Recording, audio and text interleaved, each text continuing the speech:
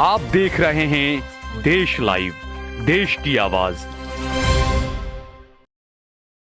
अस्सलाम वालेकुम, आदाब, नमस्कार, सत श्री अकाल। देश लाइव में आपका स्वागत है। मैं हूं सहल कुरैशी। दोस्तों, संसद पर जिस तरीके से हमला हुआ, और यह हमला किसी आतंकवादी ने नहीं, यह हमला बेरोजगारों ने किया था। नरेंद्र मोदी के लिए ये लाल बत्ती के समान है, लेकिन गोदी मीडिया खुलकर नंगा हो गया दुनिया के सामने टीआरपी लूटने के चक्कर में। देश की संसद पर बेरोजगारों का हमला हो रहा था। 4 लोगों को पुलिस ने गिरफ्तार किया। आईबी जो है वो इन लोगों से पूछताछ कर रही है। दिल्ली पुलिस और कई और जांच एजेंसियां इन 4 लोगों से पूछताछ कर रही है। इनमें से एक लड़की थी, एक नीलम, जो हरियाणा की हिसार की रहने वाली थी। वो भी कई नारे लगा रही थी बेरोजगारी को लेकर। और उसके बाद बारी आती है गोदी मीडिया के टीआरपी लूटने की। बड़ी अनहोनी हो सकती थी, हो सकता है ये आतंकवादी हमला भी हो सकता था, क्योंकि आज ही जो आतंकी हमला हुआ था 13 दिसंबर 2001 में, उसी की आज बरसी भी थी। आज 22 साल उस हमले को हो गए। ये जो बेरोजगार युवा घुसे थे, इनकी जगह पर कोई आतंकवादी हो सकता था, बम फेंक सकता था, कई सारे सांसद वहां पर स्वाहा हो सकते थे। अब गोदी मीडिया की जो खबर है वो मैं आपको दिखा रहा हूं कि किस तरीके से इस हमले को साइड में रखकर, बेरोजगारी पर आवाज ना उठाकर, जो नीलम बेरोजगारी के लिए चिल्ला रही थी उस पर कोई आवाज नहीं उठाई गोदी मीडिया ने। गोदी मीडिया टीआरपी लूटने के चक्कर में जो स्मोक बम था, जो कलर बम, जिससे पूरा धुआं होकर पीली पीली हो गई थी संसद के अंदर भी और संसद के बाहर भी, वो बम टीवी9 के एक रिपोर्टर ने अपने हाथ में उठाया और वो रिपोर्टिंग करना उसने शुरू कर दिया। और उसके बाद तमाम आसपास के रिपोर्टर जो है वो कुत्ता बिल्ली की तरह लड़ने लग गए उस टीवी9 के रिपोर्टर के हाथ में से बम छीनने के लिए, सिर्फ इसलिए कि हम भी हमारे चैनल पर ये बम दिखाएंगे, हम भी टीआरपी लेंगे कि देखिए हमने बम दिखाया हमारे चैनल के ऊपर। ये मीडिया का एकदम बिल्कुल गर्क में जाना, दर्द में जाना, ये कौन सा स्तंभ है ये समझ में नहीं आता मुझे। ये बिल्कुल, आप पहले इस वीडियो को खुद देखिए। ये वीडियो बना और आपको मैं दिखाता हूँ कि हमें दिखा रहे देखिए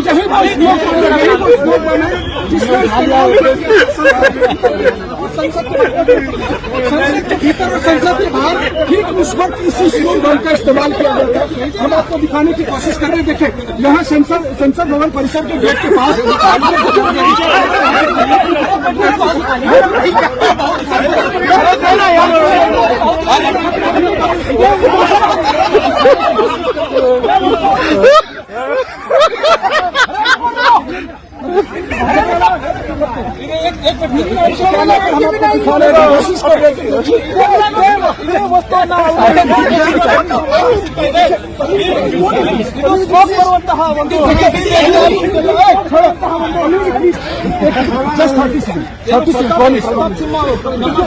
मैं समझ सकता हूँ मेरे तमाम जो मीडिया के साथी बन रहे। तो देखा दोस्तों आपने किस तरीके से ये सभी रिपोर्टर, और इसमें कई सीनियर रिपोर्टर भी हैं, अलग अलग बड़े बड़े चैनल के रिपोर्टर भी हैं, जो बाकायदा टीवी9 को रिपोर्टर को कह रहे हैं अरे आपने बहुत दिखा दिया, अब हमें दे दीजिए, हमें दिखाने दीजिए अब, क्योंकि हमें भी थोड़ी वाहवाही लूटने दीजिए, हमें भी थोड़ी टीआरपी लूटने दीजिए।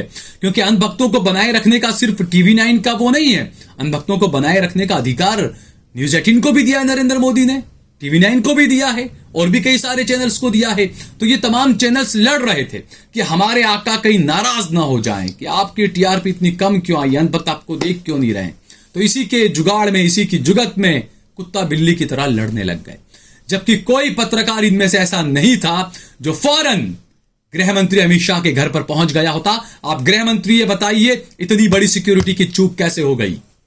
कोई ऐसा नेता नहीं था जो बीजेपी के सांसद एमपी प्रताप सिन्हा के पास पहुंचा होता और उनसे कहता कि जो लोग गिरफ्तार किए गए हैं, जो संसद में घुसकर हमला कर रहे थे, हंगामा कर रहे थे, वो आपके गेस्ट थे, आपकी तरफ से उन्हें जो है वो गेस्ट पास आपके नाम से जारी किया गया था। वो लोग कौन थे, क्या है? किसी ने ये 2 सांसदों का या गृह मंत्री का इंटरव्यू नहीं किया। नरेंद्र मोदी जी को तो भूल ही जाइए, वो तो अब कोई पत्रकार हिम्मत भी नहीं कर पाता अब उनके से सवाल करने की, तो जाने की, तो कि उनका इंटरव्यू किसी को देंगे, क्योंकि 10 साल के अंदर ये पूरा बना दिया गया है कि मोदी के सामने किसी मीडिया का माइक बढ़ भी नहीं सकता। कोई हम जैसे हिम्मत वाले हो तो फिर भी पहुंच जाएंगे, चले जवाब दीजिए भाई क्या है, लेकिन कोई जवाब नहीं देगा। इसी तरीके से ये कह सकते हैं कि जो बचा कुचा जो मीडिया है ना दोस्तों, उसकी जान जो बचा रखी है, जो कहते हैं ना चौथा, पांचवा, छठा, सातवां स्तंभ है ये स्तंभ अब इलेक्ट्रॉनिक मीडिया नहीं रहा। ये स्तंभ जो है वो अब हम जैसे यूट्यूबर्स और मेरे जैसे और भी बहुत पत्रकार हैं ऐसे, जो इस स्तंभ को मजबूती से पकड़े हुए हैं और खुद जो है वो स्तंभ बने हुए हैं। गुजरात के एक मंत्री साहब थे बीजेपी के, वो कहीं पर भाषणबाजी कर रहे थे, नरेंद्र मोदी ने ये किया, वो क्या, सरकारों ने ये किया। एक छोटे यूट्यूबर पत्रकार, हालांकि छोटा तो क्या, यूट्यूबर होता है, पत्रकार होता है, कोई छोटा बड़ा नहीं होता, माफ कीजिएगा, मैं खुद माफी मांगता हूं इसके लिए। बहरहाल यूट्यूबर ने उस जब वो नेताजी, बीजेपी के नेताजी बड़े बड़े डींगे हाँक रहे थे, तो उसने सवाल कर लिया कि साहब आप जब बड़ी बड़ी बातें कर रहे हैं तो ये बताइए कि जब आप राजस्थान में 450 का गैस सिलेंडर देंगे, जब आप मध्य प्रदेश में 450 का गैस सिलेंडर देंगे, तो आप गुजरात में क्यों नहीं देंगे? सवाल उठ रहे हैं, ये गुजरात में कब देंगे आप ये चीजें?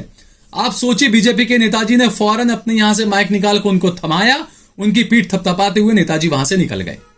ये जो चीजें हैं, गोदी मीडिया, क्या ये नजर नहीं आता?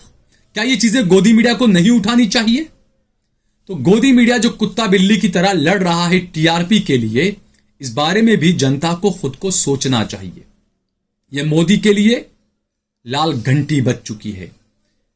अयोध्या का राम मंदिर का घंटा तो बजना ही है 22 जनवरी को, जब वहां का शिलान्यास जो होगा चीजें, तो वहां तो खूब घंटियां बजेगी, आरती होगी। लेकिन यह खतरे की घंटी जो बज रही है राम मंदिर के घंटी आरती के बीच में, यह घंटे की आवाज भी सुनाई देनी चाहिए नरेंद्र मोदी को, बीजेपी को, कि बेरोजगार युवाओं का हमला एक तरह से संसद पर हुआ है। अभी 4 ही पहुंचे, आने वाले वक्त में और भी क्या हो सकता है आप सोचें। राहुल गांधी चीख कर वो बिल्कुल वो हो गए बेचारे कि हाँ भाई बेरोजगारी है, देखिए आवाज उठाइए। उनको पप्पू साबित करने की पूरी कोशिश की गई, पूरा करोड़ों अरबों रुपए का खर्चा किया गया राहुल गांधी को पप्पू साबित करने के पीछे, लेकिन उन्होंने मुफ्त में नरेंद्र मोदी को पनौती साबित कर दिया।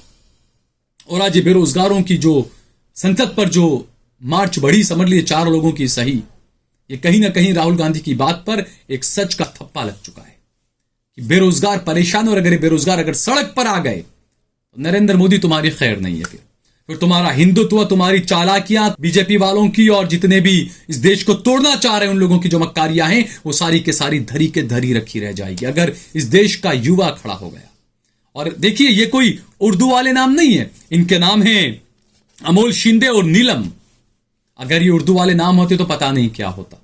या जो सांसद जी हैं बीजेपी के, प्रताप सिन्हा, जिनके गेस्ट पास पर ये लोग अंदर घुसे थे संसद में, अगर ये सांसद भी अगर किसी विपक्षी सांसद पार्टी से होते या कोई उर्दू नाम वाले होते, तो अब तक तो न जाने आईबी ने इन्हें भी पूछताछ के लिए बुला ही लिया होता अब तक तो इस देश की जनता को इन चीजों को सोचना चाहिए, समझना चाहिए और देखना चाहिए कि आखिरकार इस दुनिया के अंदर कहां कहां क्या क्या हो रहा है और हमारे देश के अंदर क्या क्या हो रहा है, किस तरीके से आपको बेवकूफ बनाया जा रहा है। अगर बेरोजगारी नहीं है तो ये 4 युवा आज संसद के अंदर कैसे पहुंच गए बेरोजगारी के नारे लगाते हुए, जबकि साथ ही साथ वो भारत माता की जय के नारे भी लगा रहे थे। दोस्तों, हरियाणा के हिसार की नीलम है, जहां पर बीजेपी की सरकार है, जहां बड़े बड़े दावे किए जाते हैं। आगे क्या होगा देखना होगा। इस खबर में और भी जो अपडेट आएंगे वो मैं आपको देता रहूंगा। लगातार हमारे साथ बने रहिए। इस खबर को ज्यादा से ज्यादा शेयर करिए, लाइक करिए, कमेंट करिए। अगर आपने हमारा चैनल देश लाइव सब्सक्राइब ना किया तो यूट्यूब पर हमारे चैनल को सब्सक्राइब करें, फेसबुक पर और तमाम सोशल मीडिया के प्लेटफॉर्म्स पर आप देश लाइव को, साहल कुरैशी को फॉलो करें। हमने हमारा नंबर भी दिया हुआ है। इसी तरह की सच्ची खबरें हम आप तक पहुंचाएं, इसके लिए हमारा ज्यादा से ज्यादा समर्थन कीजिए।